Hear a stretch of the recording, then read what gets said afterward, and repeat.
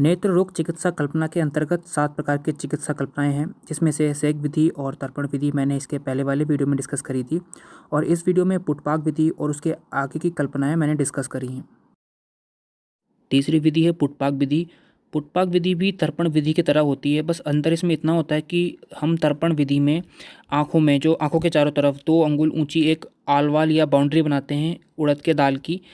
उड़द के दाल को महीन पीस के कल्क बनाते हैं, उसके बाद आँखों के चारों तरफ 2 अंगुल ऊंची बाउंड्री बनाते हैं और उसमें हम घृत भरते हैं। लेकिन इस पुटपाक विधि में हम घृत के स्थान पर पुटपाक रस भरते हैं। ये पुटपाक रस क्या होता है और ये कैसे बनता है?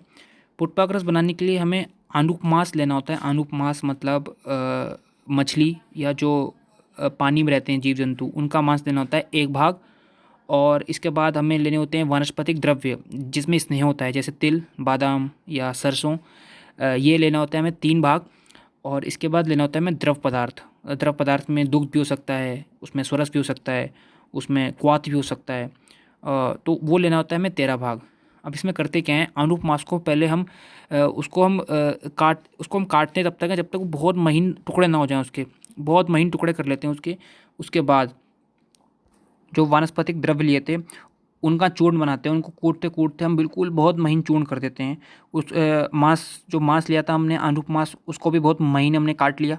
और फिर हमने जो वानस्पतिक द्रव्य थे उनको भी हमने बहुत महीन चूर्ण कर लिया। उसके बाद जो हमें इन दोनों को आपस में मिला देना है और इनको मिलाने के बाद उसमें जो हमने द्रव पदार्थ लिया है उसको मिलाना है। और इनको तब तक हमें कूटना है जब तक ये कल्क के टेक्सचर में ना जाए, इनका कल्क ना बन जाए। और जब कल्क बन जाएगा तो हमें इनको आपस में मिला के एक गोले का स्ट्रक्चर, एक बॉल का स्ट्रक्चर हमें इसको देना है। और जब ये ठीक से बॉल के स्ट्रक्चर में आ जाए तो इसके ऊपर वटपत्र यानी कि बरगद का पत्ता या एरंड पत्र या एरंड के पत्ते वो लपेटने हैं। उसके बाद इसको धागे से बांध देना है। धागे से बांधने के बाद ये इसका स्ट्रक्चर एक बॉल की तरह हो जाएगा। और फिर इसके ऊपर चिकनी मिट्टी या मुल्तानी मिट्टी का कल्क बना के इसके ऊपर लेप करना है 2 अंगुल मोटा। उसके बाद इसको सुखाना है। जब सूख जाए उसके बाद फिर से एक लेप करना है। इस बार लेप करेंगे हम मुल्तानी मिट्टी, चिकनी मिट्टी या फिर चिकनी मिट्टी मुल्तानी मिट्टी के साथ गोबर मिलाकर इसके ऊपर लेप किया जाएगा और सुखाया जाएगा। जब ये सूख जाएगा उसके बाद हमें ना अंगीठी में उपले जलाने हैं। और उपले तब तक जलाने हैं जब तक वो पूरी तरह जल के निर्धूम ना हो जाए, उसमें से धुआं ना बंद ना हो जाए। और अंगारों में हमें इस गोले को पकाना है। तब तक हमें अंगारों में इस गोले को डाल के रखना है जब तक ये रेड हॉट ना हो जाए, एकदम लाल ना हो जाए। जब ये लाल हो जाता है उसको बाहर निकालते हैं, ज़मीन पे इसको पटक के इसकी मिट्टी जो बाहर से हमने लेप कर रखा है उसको तोड़ देते हैं। और इसके ऊपर जो धागे से पत्ते बंध रखे थे पत्ते हटाते हैं। इसके बाद जो द्रव्य है वो बहुत गर्म होता है, उसको ठंडा होने से पहले ही महीन कपड़े में रख के उसको बहुत कस के दबाते हैं।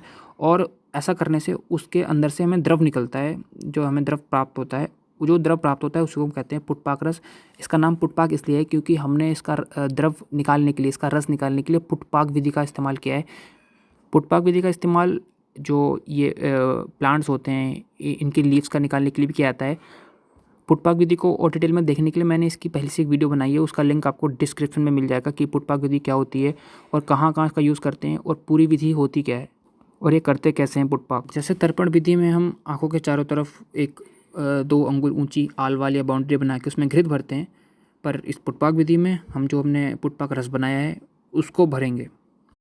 कर्म के आधार पर ये 3 टाइप का होता है, स्नेहन, लेखन और रोपण। स्नेहन तब करते हैं जब आँखों में रुक्षता बढ़ी हो, यानी कि जब वात की दृष्टि हो। लेखन हम तब करते हैं जब कफ को हमें बाहर निकालना होता है आँखों में, अगर कफ की दृष्टि है तो। रोपण विधि हम तब करते हैं जब आँखों में रक्त की और पित्त की दृष्टि हो तब, और अगर आँखों में कोई व्रण हो तब हम इसका इस्तेमाल करते हैं। अब इनका टाइम पीरियड यानी कि कब तक के लिए हम पुटपाक रस को भर के रखते हैं। अगर हम लेखन कर रहे हैं तो 1 से लेकर 100 तक गिनने में जो समय लगता है तब तक के लिए उसको भर के रखेंगे। और अगर स्नेहन कर रहे हैं तो 1 से लेकर 200 तक गिनने में जो समय लगता है यानी कि अप्रॉक्सीमेटली 2 मिनट तब तक भर के रखेंगे। और अगर हम रोपण कर्म कर रहे हैं तो 1 से लेकर 300 तक गिनने में जो समय लगता है तब तक इसको भर के रखेंगे। अब चौथी विधि है आश्चोतन विधि। अब इसकी जो डेफिनेशन है वो ये है कि आँखों में उबले हुए ठंडे जल की जो ड्रॉप्स डालते हैं उस विधि को कहते हैं आश्चोतन विधि।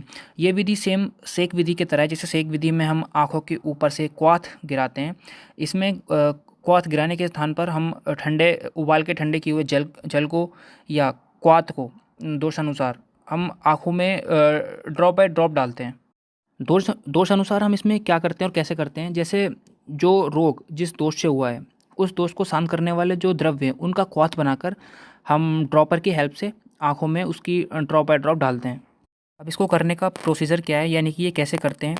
तो इंडेक्स फिंगर और थंब से आँख को सॉफ्टली खोलते हैं और उसके बाद जो क्वाथ है या जेल है उसको ड्रॉपर में भर के नाक की तरफ से यानी कि अंदर की तरफ से आँख में डालते हैं। अगर रोग वात कफज है तो जो क्वाथ होगा वो ल्यूकवार्म होगा, गुनगुना होगा, और अगर पित्तज और रक्तज है तो क्वाथ शीतल रहेगा।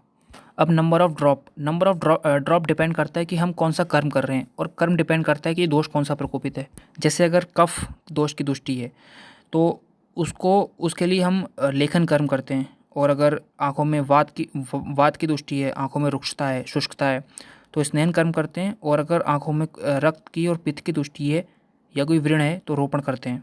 और इन्हीं कर्म पे डिपेंड करती है कि हम उस कर्म को करते समय आँखों में कितनी ड्रॉप डालेंगे। अगर लेखन कर्म कर रहे हैं तो 8 ड्रॉप पड़ती हैं, स्नेहन करते हैं तो 10 और रोपण करते हैं तो 12।